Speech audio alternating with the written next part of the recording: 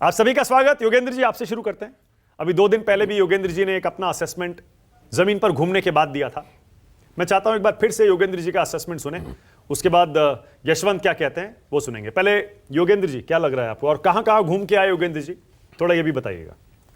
आपने जैसा ठीक कहा है, देखिए मैं एक राजनीतिक कार्यकर्ता हूं और ये एक असेसमेंट है ग्राउंड रिपोर्टिंग का। मेरे हाथ में कोई एग्जिट पोल नहीं है, इनके पास है, यशवंत भाई के पास, दूसरों के पास होगा, कोई एग्जिट पोल नहीं है।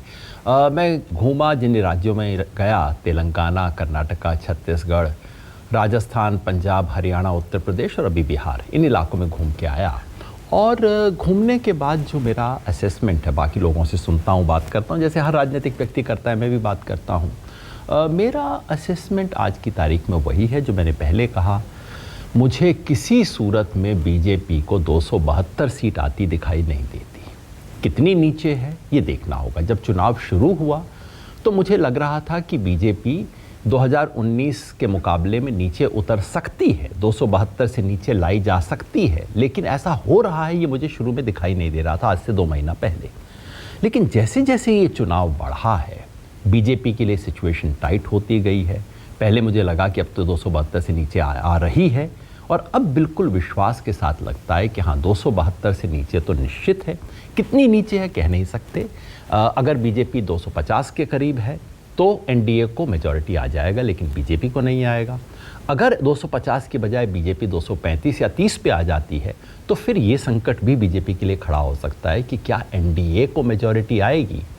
और एक बात अंत में ज़रूर कह दूं कि मुझे नहीं लगता कि सबसे बड़ा बीजेपी को हराने में योगदान ऑपोजिशन पार्टीज़ का है। पार्टियों की बजाय पब्लिक चुनाव लड़ रही है, और वही इस चुनाव में सबसे इंटरेस्टिंग चीज़ है कि ये चुनाव शुरू होने के बाद पलट चल हो जा शुरू। केसरिया से मन जोगी हुआ रे, दिल झूमे देखो पतवारा हुआ रे, दिल झूमे देखो पतवारा हुआ रे। हर पल मनाओ केसरी त्योहार। विमल, बोलो जुबान केसरी। रहा है, और पलटने का काम खुद पब्लिक कर रही है। पर पब्लिक अगर कर रही होती योगेंद्र जी तो वोकल होती। हमें तो कहीं ऐसा कोई शोर, कोई वेव सरकार के खिलाफ ऐसा कोई दिखाई नहीं दे रहा है। ना पक्ष में ऐसी लहर दिखाई दे रही है और ना विरोध में ऐसा कोई नाराजगी जमीन पर करंट दिखाई दे रहा है। आप ठीक कह रहे हैं, ऐसी कोई वेव नहीं। देखिए, अगर वेव होती तो मैं कहता बीजेपी को 100 सीट नहीं आएंगी, 1977 जैसी चीज़ हो जाती। वैसा नहीं है। ये ना 1977 है ना 1989 का चुनाव है, लेकिन कुछ कुछ 2004 की झलक इसमें है।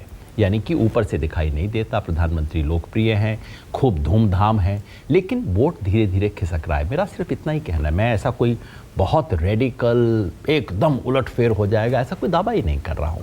मैं तो बड़ी साधारण सी बात कह रहा हूँ कि जिस इलाके में बीजेपी ने स्वीप किया था, गुजरात से लेके बिहार तक, वहाँ हर जगह बीजेपी का वोट शेयर गिर रहा है। कुछ राज्यों में वोट शेयर गिरेगा लेकिन सीटें नहीं गिरेंगी बहुत ज़्यादा, जैसे गुजरात, मध्य प्रदेश, छत्तीसगढ़।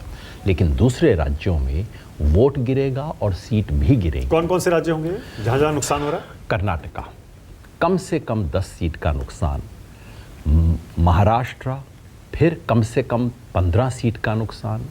राजस्थान, अगर साथ में गुजरात भी थोड़ा 1-2 सीट वाला जोड़ दें तो यहाँ 10 सीट का नुकसान।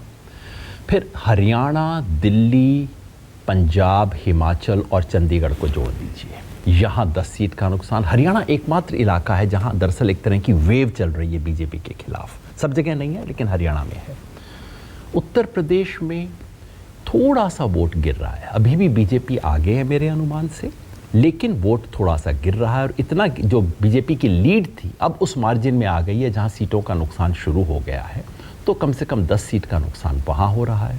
बिहार में ज़्यादा नुकसान होगा, 15 सीट के करीब का नुकसान बीजेपी को हो सकता है। फ़ायदा है बीजेपी को, 20-25 सीट का नफ़ा भी है। नफ़ा है दक्षिण भारत में, खासतौर पे आंध्र प्रदेश में, जहां एनडीए ने काफ़ी अच्छा परफॉर्म किया, ऐसी खबर लगती है। आंध्र प्रदेश, तेलंगाना, थोड़ा सा उड़ीसा में। तो कुल मिला के बीजेपी को कोई 20-1 सीट का फ़ायदा है, 20-25 का फ़ायदा है, और कोई 80-90 सीट का नुकसान है। दोनों का मीन ले लीजिए तो मिला के बीजेपी को कोई 60-1 सीट का, तो 60 सीट का मतलब हो गया आपके हिसाब से 60-70 सीट का एनडीए को नुकसान है। एनडीए और खुद बीजेपी को कम से कम 50 सीट का नुकसान हो रहा है। तो मतलब 250 के आसपास आप देख रहे हैं मोटे बीजेपी आ तौर सकती पे है फिलहाल मैं- 4 चरण के बाद। फिर मैं बता दूं, मेरे पास कोई वो एक जमाने में थर्मोमीटर हुआ करता था, थर्मोमीटर तो है नहीं, वो तो इन लोगों के पास है। मैं तो सिर्फ हाथ माथे पे हाथ रख के बताता हूँ बुखार है नहीं तो है।